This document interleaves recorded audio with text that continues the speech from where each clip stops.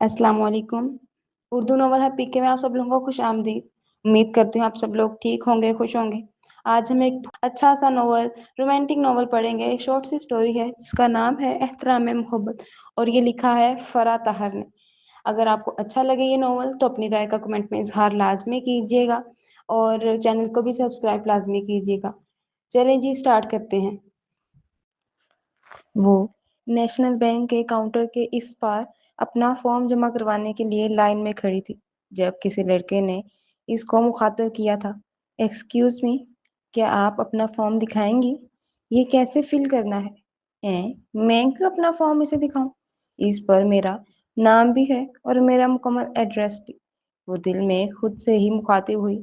फिर कुछ तवक्कुफ के बाद इसने कहा, बहुत सिंपल है।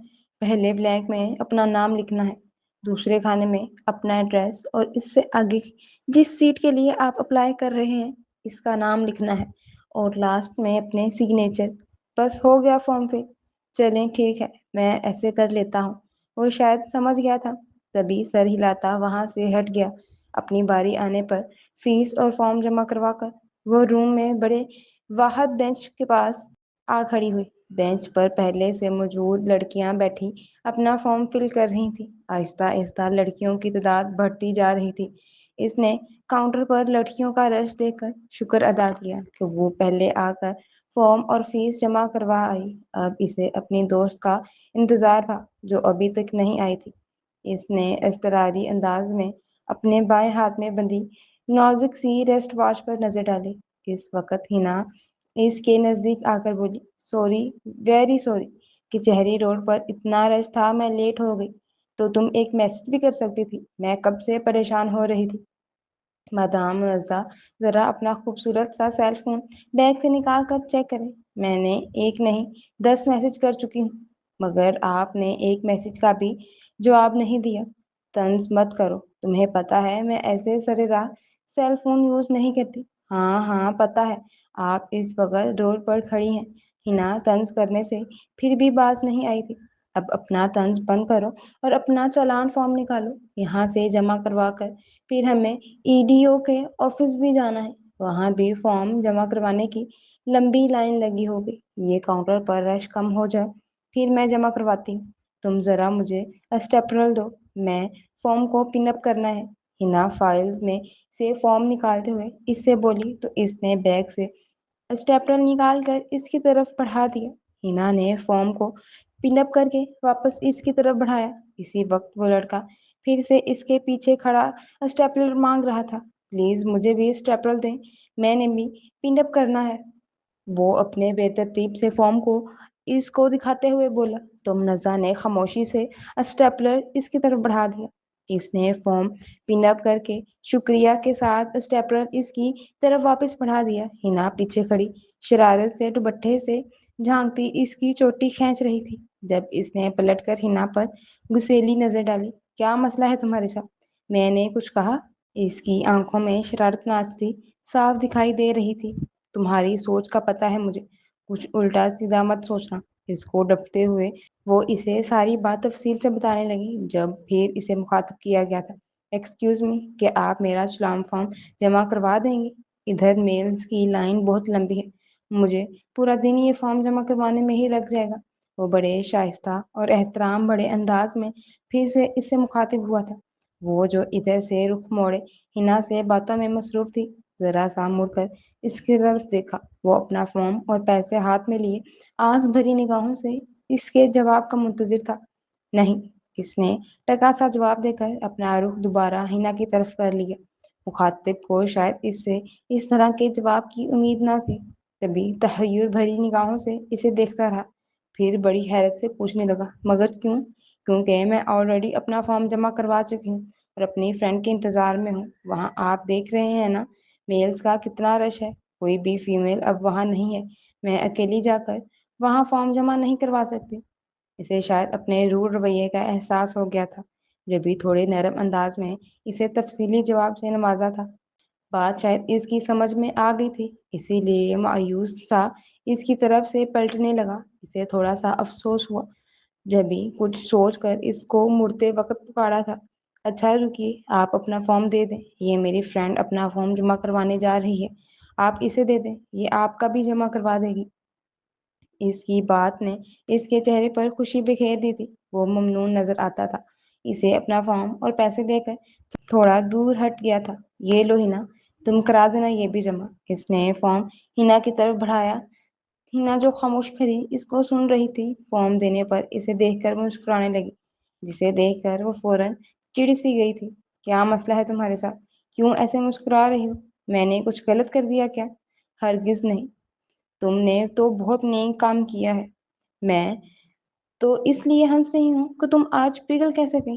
جب سے میں آئی ہوں بیچارہ پتہ نہیں مجھے کسی NGO کا ورکر سمجھ رہا تھا، جو بھی مشکل پڑ رہی ہے ہیلپ کے لیے میرے پاس آ رہا ہے۔ ہاں تو اس بیچارے کو کیا پتا، یہ شکل سے معصوم اور رحم دل نظر آتی نازک اندام حسینہ کا حقیقت میں کتنا پتھر دل ہے۔ ہنا نے اس لڑکے کے لیے افسوس کیا تھا۔ تم میری دوست ہو یا اس کی؟ نزا بڑے خطرناک موڈ میں اس کی طرف استفہامیہ دیکھ رہی تھی۔ تم کہو تو اس کی بھی بن جاؤں؟ وہ اس کے تیور کو ذرا بھی خاطر میں نہ لائی تھی۔ جاؤ پھر اس کی دوست بن جاؤ۔ وہ خفا سی اس کے پاس سے جانے لگی جب ہنا نے اس کا ہاتھ پکڑ کر اسے روکا تھا۔ اچھا ناراض تو مت ہو، میں مذاق کر رہی تھی۔ اتنا بےہودہ مذاق؟ وہ کڑے تیوروں سے اس کی طرف مڑی تھی۔ ہنا یکدم ہی سیریس ہو گئی۔ مذاق بےہودہ نہیں ہے منزہ، میں سچ میں چاہتی ہوں تم محبت کرو، محبت کو سمجھو۔ تم اب تک اس سے دور صرف اسی لیے ہو کیونکہ تم نے اپنے دل کے دروازے پر بڑا موٹا اور مضبوط تالا ڈالا ہوا ہے، جس پر بڑے بڑے لفظوں میں کندہ نو انٹری دے کر کوئی بھی اندر جانے کی جرت نہیں کر پاتا۔ تو تم کیا چاہتی ہو؟ ایسے سرراہ کسی بھی تھرڈ پرسن کو اپنے دل میں جگہ دے دوں، اپنے دل کے دروازے اس پر وا کر دوں، کسی انجانے کو اپنا مان لوں؟ وہ ابرو اچکائے اسے دیکھ رہی تھی۔ جب محبت کرو گی نا تو وہ سرراہ ملنے والا تھرڈ پرسن لگے گا اور نہ اجنبی۔ کسی کو محبت کی نظر سے دیکھو گی تو دل کے دروازے خود بخود اس پر وا ہو جائیں گے۔ ہنا نہ جانے کیوں اس سے محبت کا سبق دینے بیٹھ گئی۔ واٹ نانسنس، یہ کام تم ہی کر سکتی ہو۔ ویسے تم نے بھی تو ایسے ہی کسی سرراہ ملنے والے کی بجائے اپنے کزن سے محبت کی ہے۔ تم نے کیوں نہ انجانے شخص سے محبت کی؟ وہ تکھی نظروں سے اسے گھور رہی تھی۔ ہا ہا ہا، میری بھولی سی دوست محبت کو کب جانتی ہے، یہ تو ہو جاتی ہے۔ وہ اس کی بچکانہ سی بات پر زور سے ہنسی تھی۔ یہ اپنے دانت اندر کرو، سارے تمہیں دیکھ رہے ہیں، اور یہ اب اپنا محبت نامہ بند کرو اور جا کر فارم جمع کرواؤ۔ اس نے چڑھتے ہوئے باقاعدہ ہاتھ پکڑ کر اسے آگے دھکیلا تھا۔ ہنا اسی طرح مسکراتی آگے بڑھ گئی۔ آج ایسی کی سیٹ پر اپلائی کرنے کی لاسٹ ڈیٹ تھی، اسی لیے وہ دونوں اس وقت مین برانچ میں موجود تھی۔ یہاں سے چالان فارم جمع کروانے کے بعد انہوں نے 6 نمبر پر موجود EDO کے آفس میں اپنی اپلیکیشن جمع کروائی اور واپس اپنے گھروں کو روانہ ہو گئے۔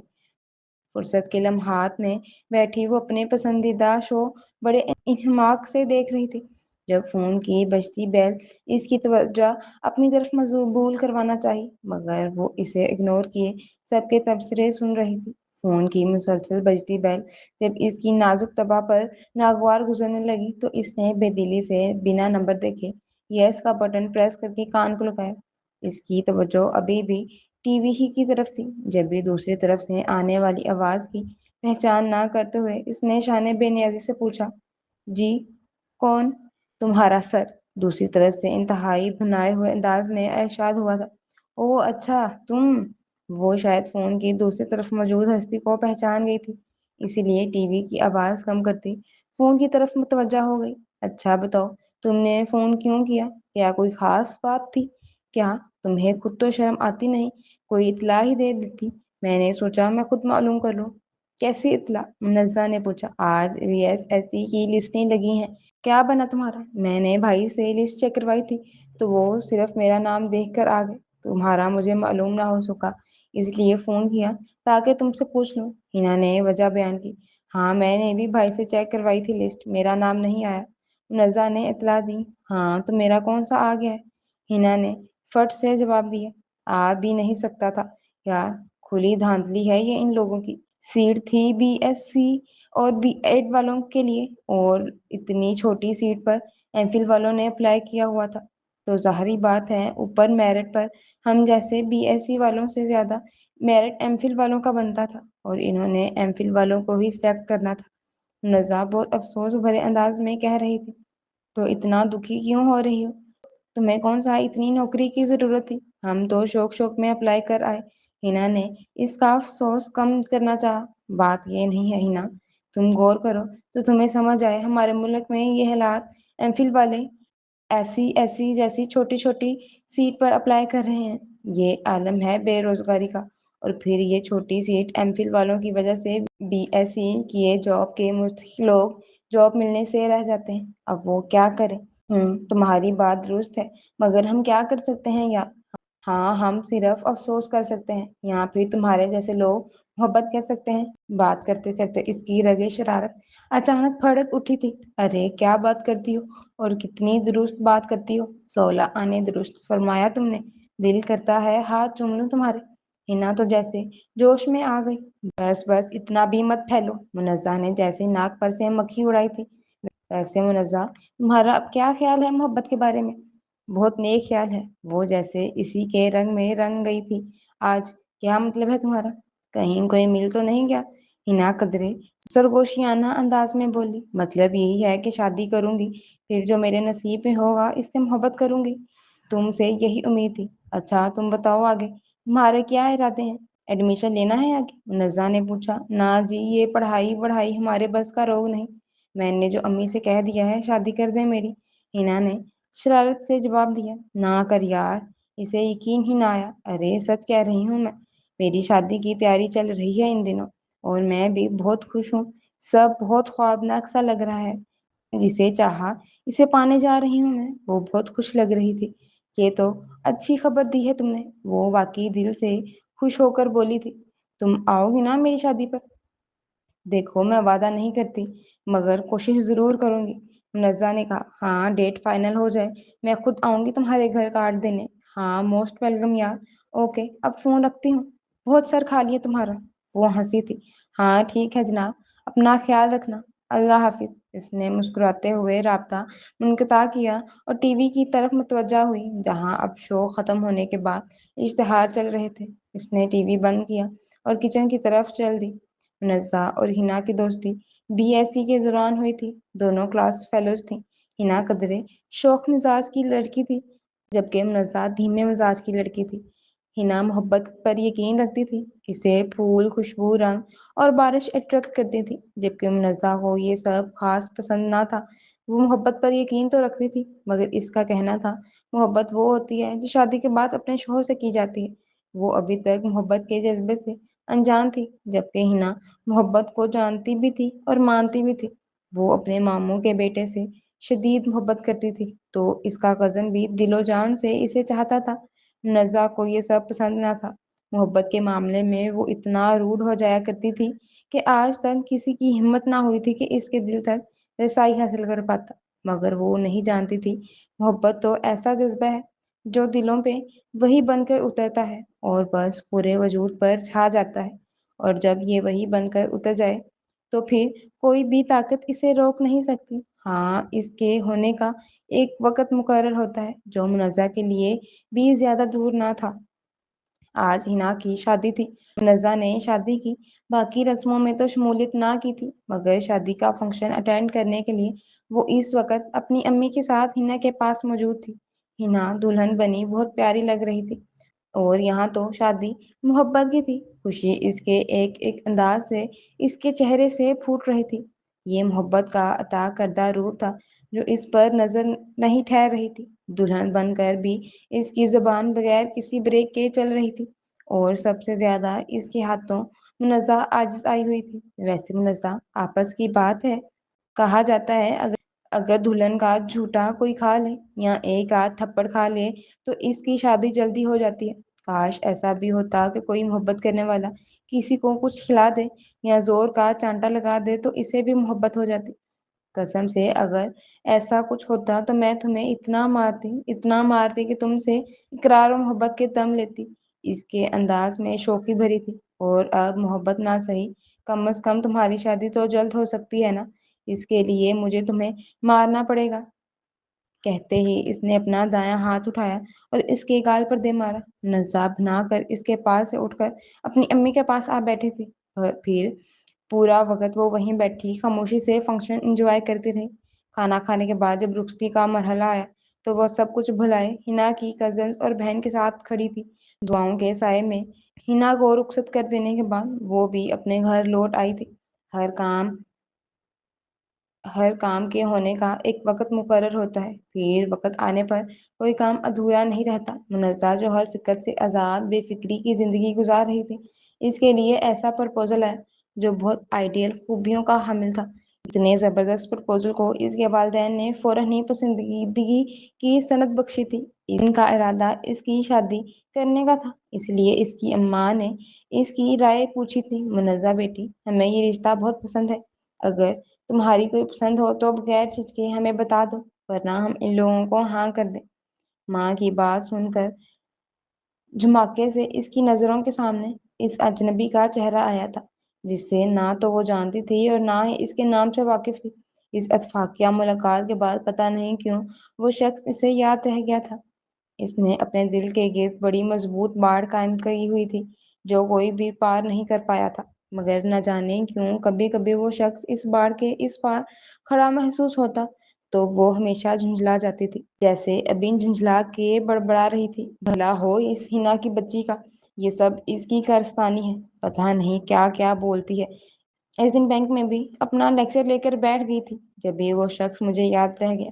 اپنے دماغ میں ابھرتی سوچوں کو جھٹکتی ہوئی وہ اپنی ماں کی طرف متوجہ ہوئی تھی جو اس کے جواب کی منتظر تھی۔ امی جان، ایسا کچھ نہیں ہے، میری کوئی پسند نہیں، آپ لوگ جہاں چاہیں وہاں میری شادی کر سکتے ہیں۔